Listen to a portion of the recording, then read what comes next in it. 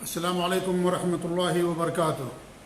بسم اللہ الرحمن الرحیم، الحمد للہ رب العالمین، واشہد ان لا الہ الا اللہ وحدہ لا شریک لہ، واشہد ان محمدا عبدہ ورسولہ، صلوات اللہ وسلامہ علیہ وعلی آلہ وعلی اصحابہ ومن اہتدی بہدیہ واستنى بسنتہ الی یوم الدین، وبعد۔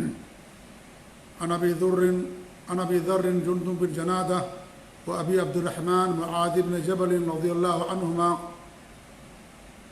عن رسول اللہ صلی اللہ علیہ وسلم قال اتق اللہ حیثما کنت واتبع السیئۃ الحسنۃ تمحها وخالق الناس بخلق حسن، رواہ الامام الترمذی فی سننہ۔ معزز ناظرین و سامعین و مشاہدین و مشاہدات و سامعات، آپ کے سامنے اللہ کے رسول صلی اللہ علیہ وسلم کی ایک پیاری وصیت پڑھی گئی ہے۔ اس حدیث کی روایت کرنے والے دو صحابہ ہیں، ایک کا نام ابو ذر جندب بن جنادہ اور دوسرے کا نام ابو عبد الرحمن معاذ بن جبل رضی اللہ تعالی عنہما ہے۔ بعض طرق سے یہ صرف جندب بن جنادہ یعنی ابو ذر رضی اللہ تعالیٰ عنہ سے بھی آتی ہے، اور جو حدیث میں نے پڑھی ہے سنن ترمذی کی، اس میں دونوں صحابہ کا نام آیا ہوا ہے۔ جہاں تک ابو ذر رضی اللہ تعالیٰ عنہ کا تعلق ہے تو ان کا نام تھا جندب بن جنادہ، اور یہ پانچویں شخص ہیں جنہوں نے اسلام قبول کیا، یعنی سابقین اولین میں سے ہیں۔ انہیں ابو بکر، عمر اور عثمان رضی اللہ تعالی عنہم کا دور خلافت ملا۔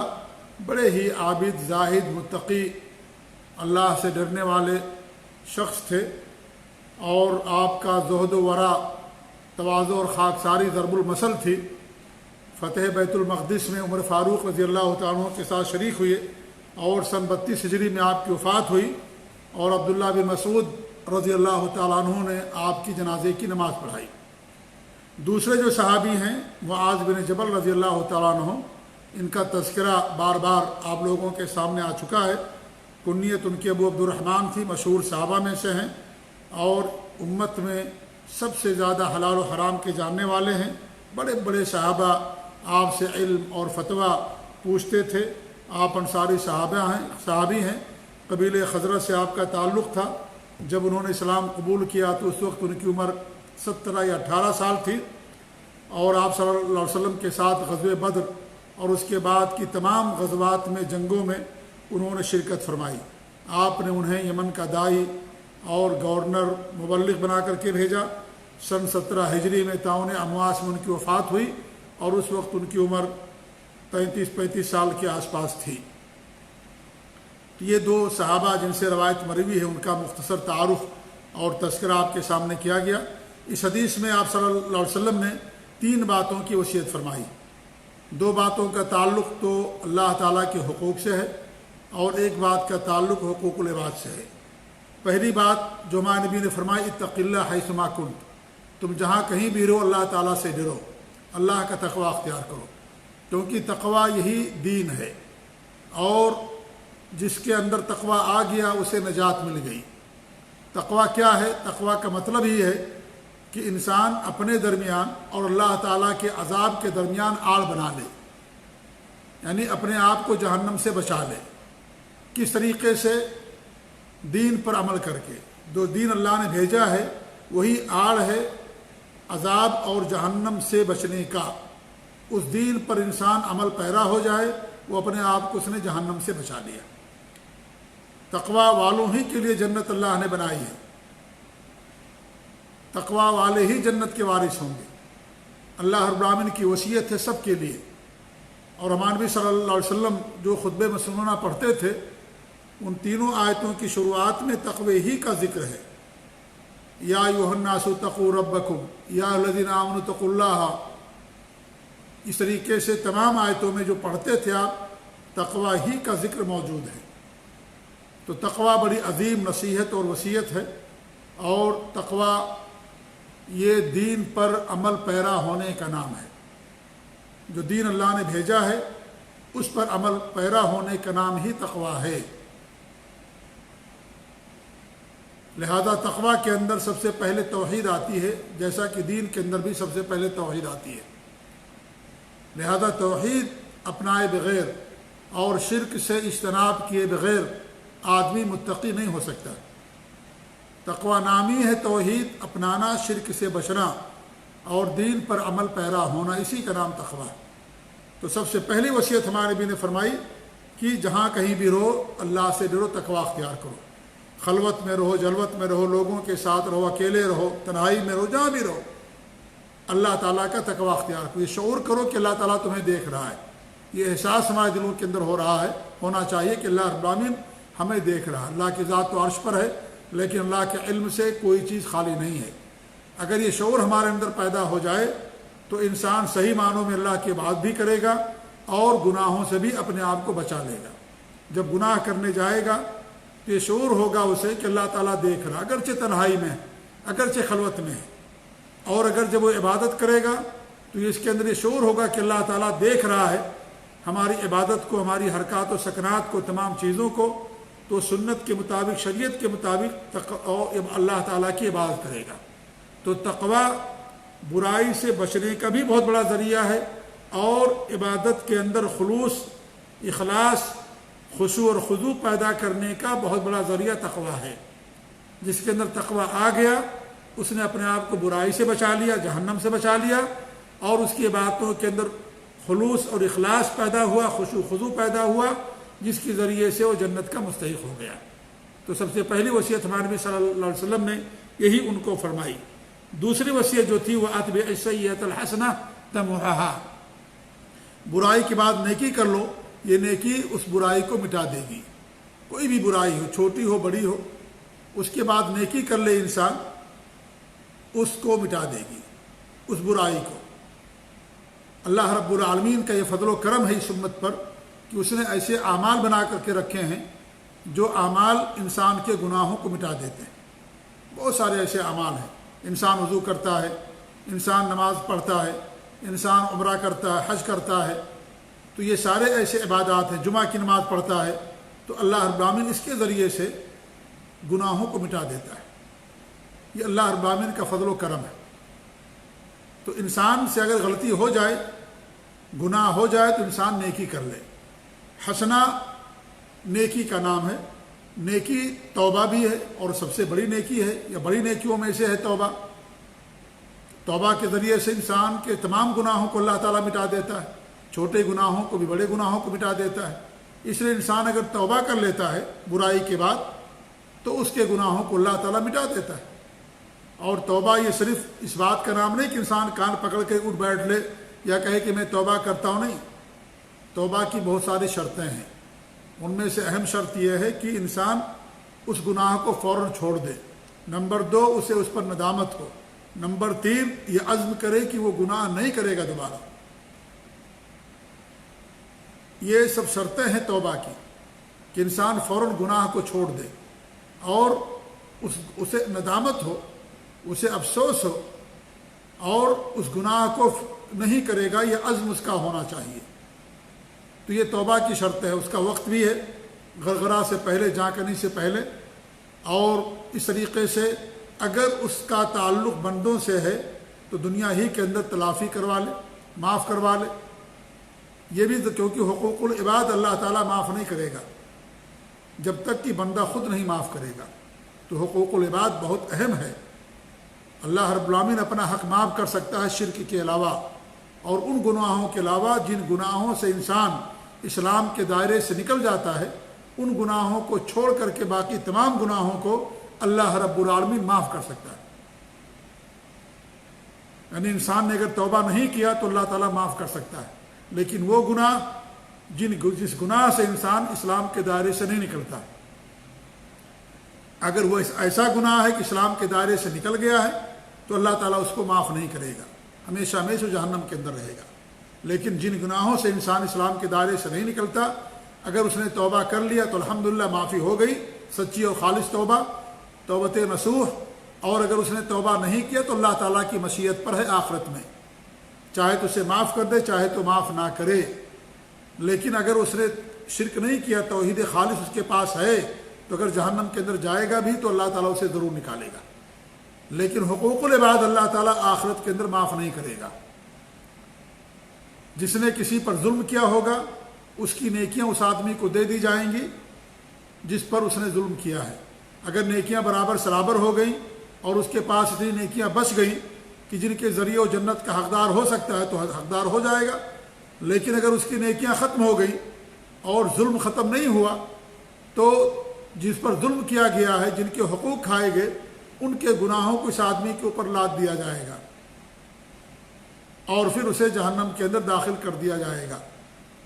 پھر اللہ تعالیٰ نے جو کچھ اس کے لیے لکھا ہوگا، اس جہنم کے اندر سزا اور عذاب، اتنی سزا اور عذاب پانے کے بعد چونکہ اس کے پاس توحید خالص سے شرک نہیں کیا، پھر وہ جنت کے اندر آئے گا۔ لیکن حقوق العباد اللہ تعالیٰ معاف نہیں کرے گا جب تک کہ بندے خود معاف نہیں کر دیں۔ تو حقوق العباد میرے بھائیوں بہت اہم ہے۔ تو ہمارے نبی فرماتے ہیں کہ گناہ کے بعد نیکی کر لو۔ یہ نیکی کیا ہے؟ گناہ کو مٹا دے گی۔ وہ اعمال جن کے ذریعے سے انسان کے گناہوں کو اللہ مٹا دیتا ہے، وہ چھوٹے گناہوں کو مٹاتا ہے۔ بڑے گناہوں کی مغفرت کے لیے توبہ ضروری ہے، جیسا کہ آپ نے ایک حدیث کے اندر فرمایا اذا اجتنبت الکبائر، جب انسان کبیرہ گناہوں سے بچتا ہے تب یہ نماز اور روزہ یا حج یا وضو، یہ جو اعمال ہیں، یہ اعمال گناہوں کا کفارہ بن جاتے ہیں۔ تو بڑے گناہوں کی مغفرت کے لیے توبہ ضروری ہے۔ البتہ چھوٹے گناہوں کو اللہ تعالیٰ نماز روزے سے بھی معاف کر دیتا ہے۔ جی ہاں، تو ہمارے نبی نے فرمایا کہ برائی کے بعد نیکی کر لو، یہ نیکی تمہارے گناہوں کو مٹا دے گی۔ اگر یہاں نیکی سے مراد توبہ لیا جائے تو ہر گناہ کو اللہ تعالیٰ مٹا دے گا، چاہے اس نے چھوٹا گناہ کیا تھا یا بڑا گناہ کیا تھا، اللہ تعالیٰ اسے مٹا دے گا۔ لیکن اگر یہاں حسنہ سے مراد توبہ نہ لیا جائے، عام نیکی لی جائے، جیسے نماز پڑھنا نیکی ہے، صدقات و خیرات کرنا نیکی ہے، روزہ رکھنا نیکی ہے، تو ظاہر بات ہے یہ نیکیاں بڑے گناہوں کو نہیں مٹائیں گی۔ بڑے گناہوں کی مغفرت کے لیے توبہ ضروری ہے۔ تو دوسری بات ہمارے نبی نے فرمائی کہ برائی کے بعد نیکی کر لو، نیکی تمہارے برائی کو ختم کر دے گی۔ تیسری بات ہمارے نبی صلی اللہ علیہ وسلم نے جو وصیت کرتے ہوئے فرمائی تھی، وہ بڑی اہم وصیت ہے، اور وصیت یہ ہے حسن اخلاق کی۔ وخالق الناس بخلق حسن، لوگوں کے ساتھ اچھے اخلاق سے پیش آؤ۔ اچھے اخلاق کی بڑی اہمیت ہے دین اسلام کے اندر۔ ہمارے نبی صلی اللہ علیہ وسلم جہاں توحید کو عام کرنے کے لیے، شرک سے ڈرانے کے لیے مبعوث کیے گئے تھے، وہیں آپ کی بعثت کا ایک مقصد یہ بھی تھا کہ آپ حسن اخلاق لوگوں کے اندر عام کریں، اس کی تکمیل کریں۔ اللہ کے رسول کے حدیث صلی اللہ علیہ وسلم بعثت لأتمم مکارم الاخلاق، مکارم اخلاق کی تکمیل کے لیے میری بعثت ہوئی ہے، یعنی میری بعثت کا ایک مقصد یہ بھی ہے کہ میں مکارم اخلاق کی تکمیل کروں۔ اس سے آپ اندازہ لگائیں کہ دین اسلام کے اندر مکارم اخلاق، اچھے اخلاق کی اتنی اہمیت ہے۔ آج ہمارے وہ بھائی جو توحید و سنت والے ہیں، وہ اخلاق یا جو بھی ہو، ایسا نہیں ہے کہ صرف توحید و سنت والے، بہت سارے مسلمان اس کے اندر ملوث ہے کہ ان کے یہاں اخلاق کی کوئی اہمیت نہیں ہے، اخلاق کو وہ بہت معمولی سمجھتے ہیں۔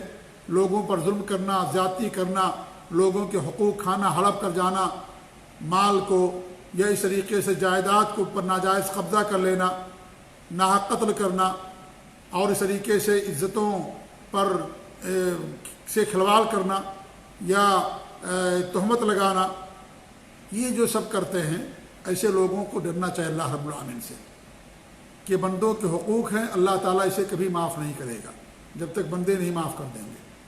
تو ہمارے نبی نے فرمایا خالق الناس بخلق حسن، لوگوں کے ساتھ اچھے اخلاق سے پیش آؤ۔ اچھا اخلاق ہے کیا؟ اچھا اخلاق ہر نیکی کا نام ہے۔ البر حسن الخلق، نیکی کیا؟ اچھا اخلاق ہے۔ لوگوں کے کام آنا، لوگوں کی ضرورتیں پوری کرنا، غصہ نہ کرنا، خندہ پیشانی سے ملنا، لوگوں کو معاف کر دینا، انتقام نہ لینا، لوگوں کی پریشانیوں پر صبر کرنا، احسان کرنا، فیاضی کرنا، اللہ کی راہ میں خرچ کرنا، درگزر کر دینا، لوگوں کی مدد کرنا، یہ تمام چیزیں حسن اخلاق کے اندر شامل ہیں۔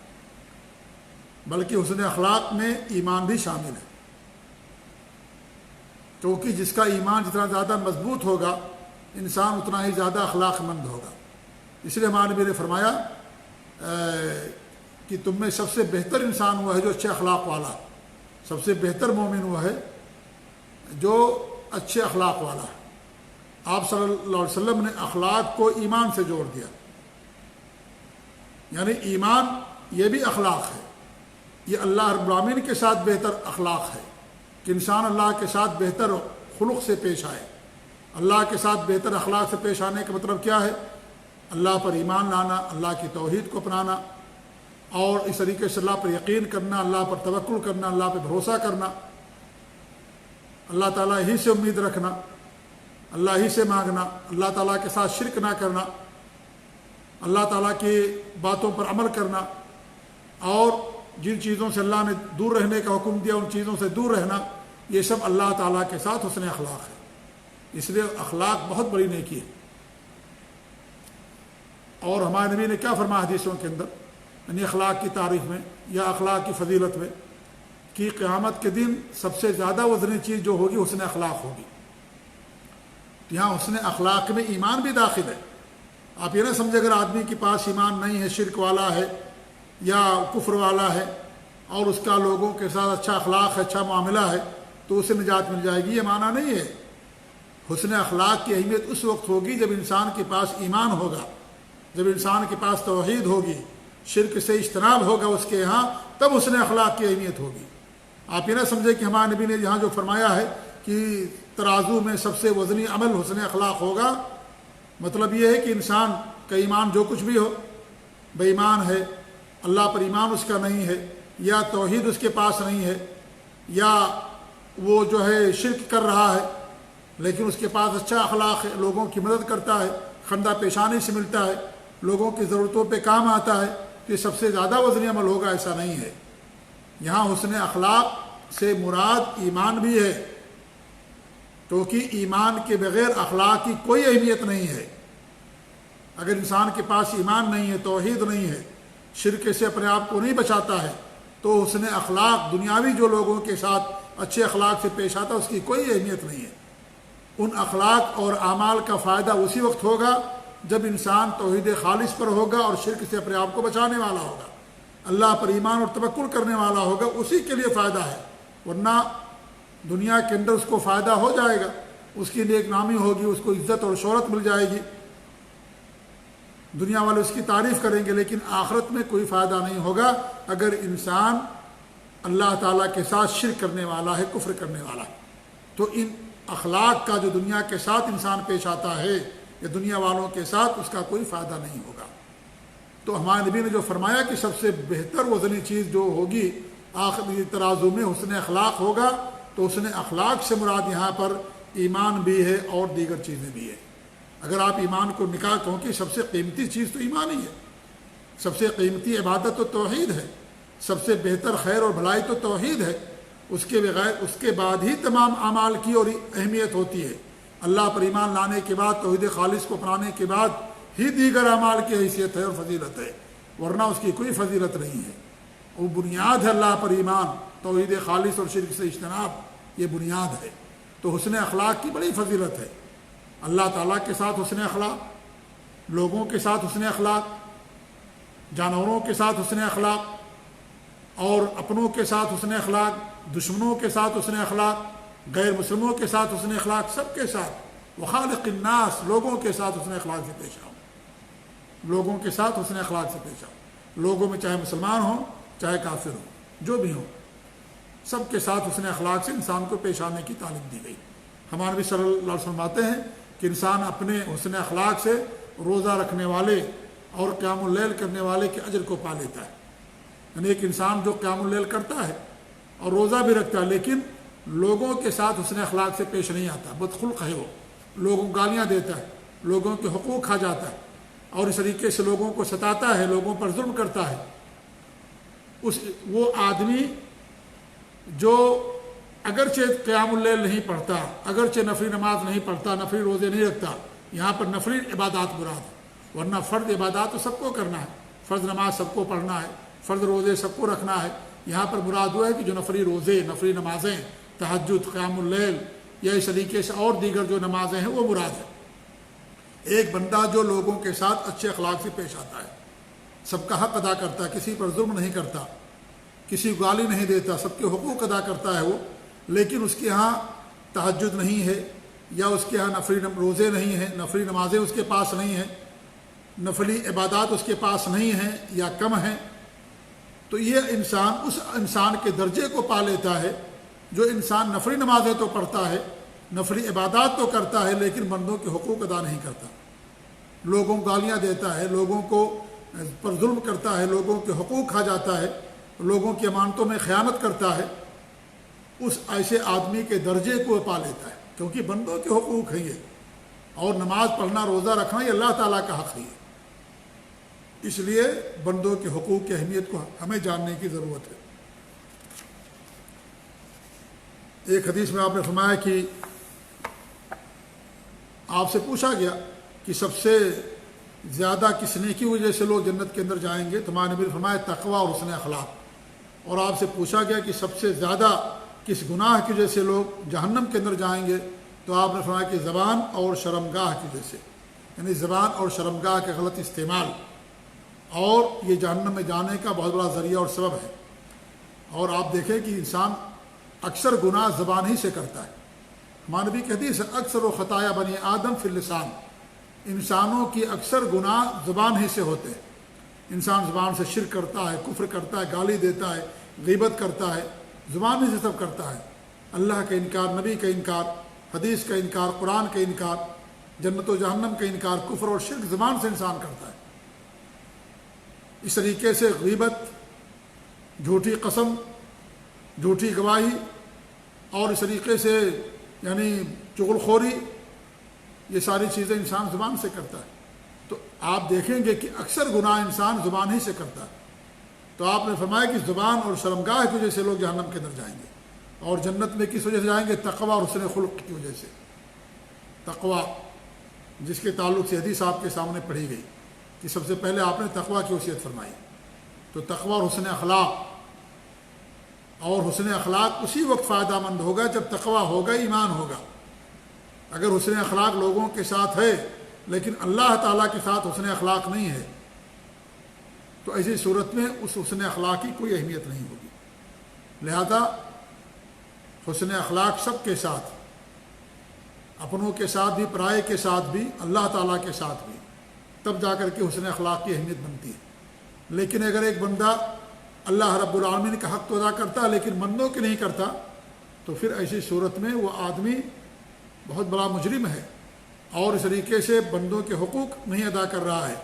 قیامت کے دن اس کی باز پرس ہوگی، اور جیسا کہ میں نے بتایا کہ اگر اس کی نیکیاں برابر سرابر ہو گئی تو ٹھیک ہے، اگر نیکیاں برابر سرابر نہیں ہوئی تو لوگوں کے گناہوں کو اس کے آدمی پر ڈال دیا جائے گا، اور پھر اسے جہنم کے اندر ڈال دیا جائے گا۔